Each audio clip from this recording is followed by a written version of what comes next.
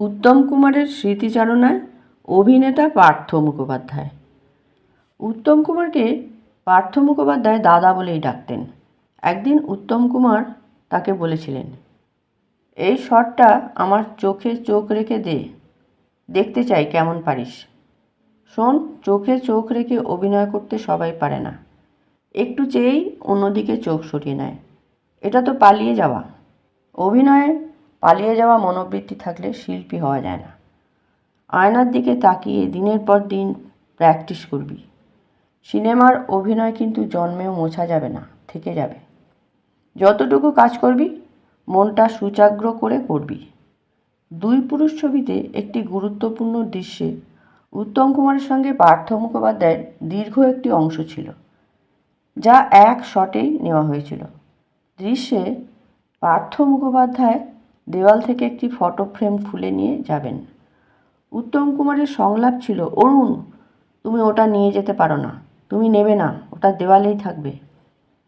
পার্থ মুখোপাধ্যায়েরও বড় ডায়লগ ছিল। উত্তম কুমারের সঙ্গে চাপান উতর চলছিল। পার্থ মুখার্জি ফটো ফ্রেম খুলছিলেন, উত্তম কুমার বাধা দিচ্ছিলেন।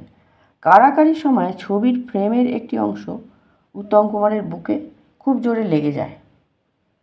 উত্তম কুমার শটের মধ্যেই অস্ফুট আওয়াজ করে ওঠেন। পার্থ মুখার্জি প্রবল আতঙ্কে ও অপরাধবোধে নিজেই শটটা কাট বলে ফেলেন এবং দৌড়ে উত্তম কুমারের কাছে চলে যান। জিজ্ঞেস করেন, দাদা খুব লেগেছে? উত্তম কুমার ফ্লোর ভর্তি লোকের সামনে রেগে গিয়ে বলেছিলেন, কে তোকে শটটা কাটতে বলল? হ্যাঁ, খুব জোরেই আমার বুকে লেগেছে, কিন্তু সেটা কি এই সিনটার চেয়েও বড় ব্যাপার? সিনটা কি দারুণ এগোচ্ছিল। এটা কি করলি তুই? পার্থ মুখার্জি মাথা নিচু করে দাঁড়িয়েছিলেন, তার চোখে জল এসে গিয়েছিল। একটু পরেই উত্তম কুমার শান্ত হয়ে গেলেন। একটি চেয়ারে মাথা নিচু করে অনেকক্ষণ বসে থাকার পর পার্থ মুখার্জিকে কাছে ডেকে বললেন, এই যে ঘন্টা চারেক ধরে তোকে এত রিহার্সাল করালাম, এই তার ফল। শরীর চুলোয় যাক, অভিনয়ের সময় সেটা কিচ্ছু নয়, তুই বুঝিস না? পরিচালক সুশীল মুখোপাধ্যায় একটু বিরতি নেওয়ার কথা বললে উত্তম কুমার 2 কাপ কফির অর্ডার দেন। তারপর বলেন, স্ক্রিপ্ট হাতে আমার মেকআপ রুমে আয়। পার্থ মুখার্জি সেখান থেকে গেলে আবার রিহার্সাল শুরু হয়। ঘণ্টাখানেক পরে আবার ফ্লোরে ফিরে শুটিং শুরু হয়। কিন্তু শট শেষ হওয়ার পর পার্থ মুখার্জি কান্নায় ভেঙে পড়ে উত্তম কুমারের পা জড়িয়ে ধরে বলেন, এই শটটা আমার পছন্দ হয়নি, আর একবার এই সিনটা করতে চাই। উত্তম কুমারকে এমন কথা বলা সহজ ছিল না, কিন্তু সেই অধিকার উত্তম কুমার নিজেই পার্থ মুখার্জিকে দিয়েছিলেন। প্রায় 400 ফিটের শট, তখন সেলুলয়েডের যুগ, দীর্ঘ কম নয়, যথেষ্ট খরচ।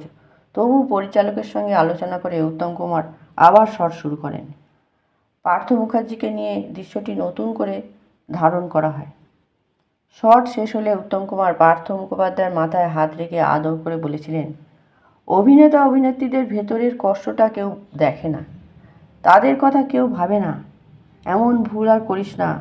উত্তম কুমার হলেও নয়, এমন একজন মানুষকে গুরু না মেনে উপায় আছে?